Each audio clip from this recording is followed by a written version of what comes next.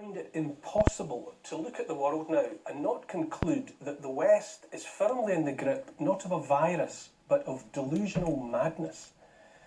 Among much else, that virus seems to have made people blind to the madness that should otherwise have been obvious to all.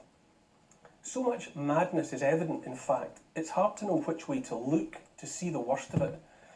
I'll start with the madness, a plan that I consider madness anyway, that scares me most. Health Secretary Sajid Javid has told the NHS to prepare to give COVID-19 vaccine injections to children over 12. There's talk as well, terrifying to me, inexplicable and appalling to my mind, of setting aside parental consent for that medical procedure.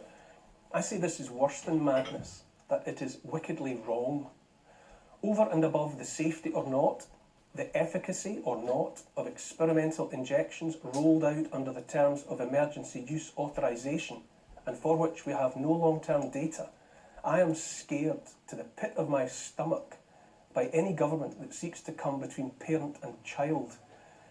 Any competent adult wanting the vaccine should go ahead, absolutely, 100%, no question. I am not in the business of telling anyone what to do or not to do with their own body. To each his own and all that. But in the only world that makes sense to me, parents decide what does and does not happen to their children, to their flesh and blood. Governments, if they know what's good for them, stay the hell away from law-abiding parents and their kids.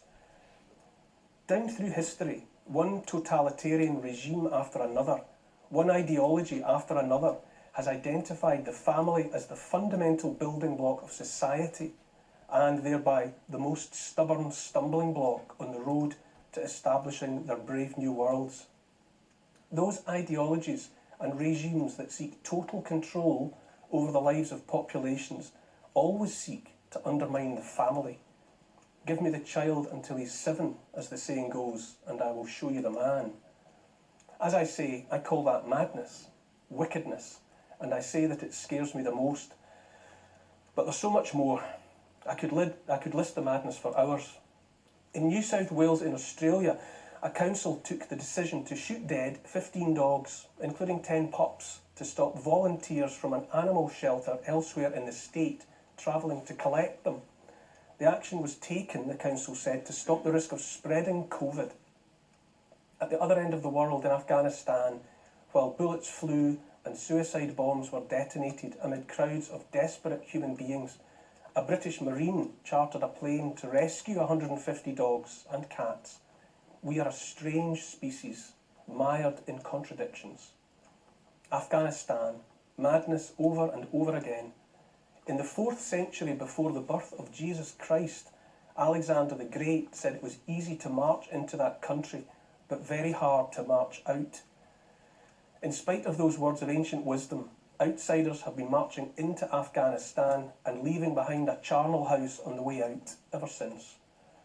The Pashtun people make up the largest single ethnic group, between 40 and 50% of the population, although no census worth the name has ever been taken in Afghanistan. To Alexander the Great and everyone else since, the Pashtun have made it clear they have no wish to see a centralised state in their country, that they will fight to the death to keep at arm's length any who would boss them around, tell them what to do, and collect hated taxes from them for the privilege. The Pashtun, or their ancestors at least, have been saying as much for thousands of years, and no one has ever listened, and instead the bodies keep piling up. Madness. US President Joe Biden is only the latest to leave bloody footprints on the way out of Afghanistan. His country's exit has destabilised the world, made it more dangerous than before. Another horror show will play out in their absence. Madness. Back home in the US, on the southern border, President Biden's policies have created another and quite different humanitarian disaster, one made of unchecked immigration. It's been unfolding for months. Even mighty America is rocking on her foundations. On and on we go, madness everywhere. France has been using pepper spray on its dissenting citizens.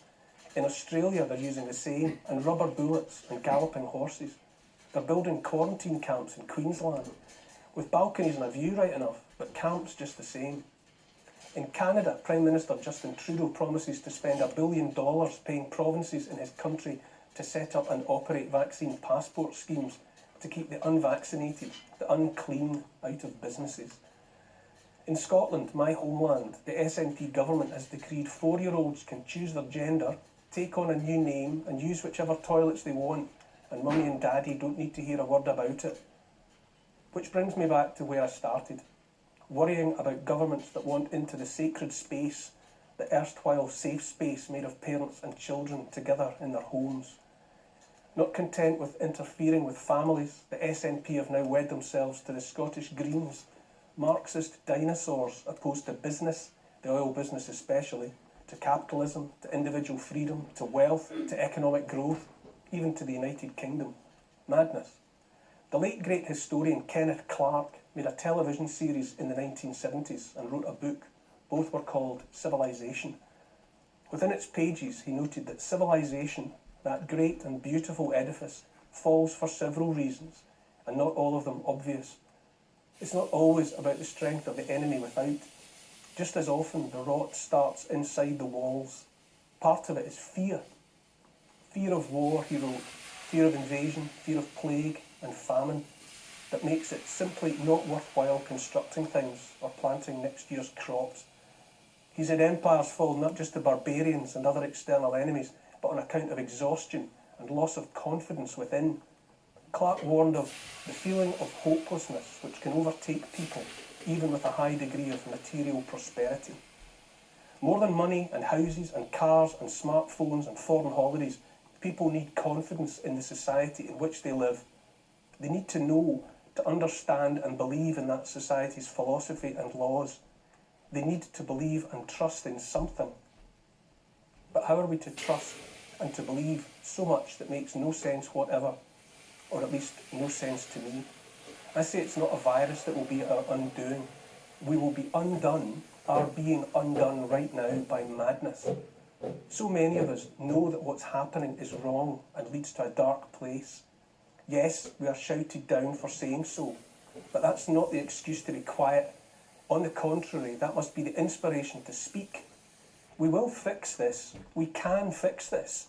If enough of us simply stand up and say we know it's madness and that we're not going to take it anymore.